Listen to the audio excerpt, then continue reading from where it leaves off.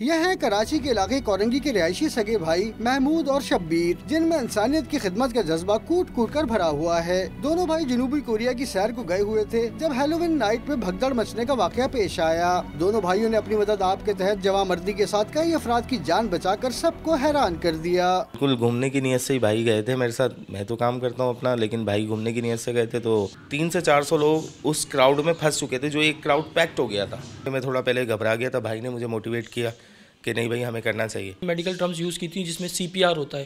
CPR دینے کے بعد بہت زیادہ بری حالت ہوتی ہے، 1 سے 2 کو دیں تو اتنی حالت ہو جاتی ہے ہماری یہاں پہ ہاسپٹل میں، لیکن وہاں پر اس طرح سے اتنے زیادہ لوگوں کو دینا بہت زیادہ کنڈیشن خراب تھی۔ مجھے ایک سرٹیفکیٹ دیا گیا ہے اور اس کے علاوہ بھی کافی ساری چیزیں ہیں جو کہ دی گئی ہیں۔ ہماری پاکستان ایمبیسی نے بھی ہمیں بلایا، اس کے علاوہ وہاں پہ مائیگرینٹ سینٹر ہے جو ساؤتھ کوریا کا ہے، انہوں نے بلایا جو انسانی حقوق کے لیے بات کرتے ہیں۔ میں نے اپنے ملک کے لیے نام روشن کیا ہے وہاں پر کوریا میں رہ کے، تو ملک کو بھی یہ چاہیے کہ میرا بھی مطلب یہاں پر بھی مجھے جو نا اپریشیشن ملنی چاہیے۔ کوریا کی گورنمنٹ نے دونوں بھائیوں کی ہمت اور بہادری کو خوب سراہا اور انہیں سرکاری سطح پر سرٹیفکیٹ سے بھی نوازا۔ بیٹوں کی اس پذیرائی پر ماں بھی پھولے نہیں سما رہی۔ میرے بیٹے دونوں سمجھ لا شیر ہیں، پاکستان کے شیر ہیں بھائی۔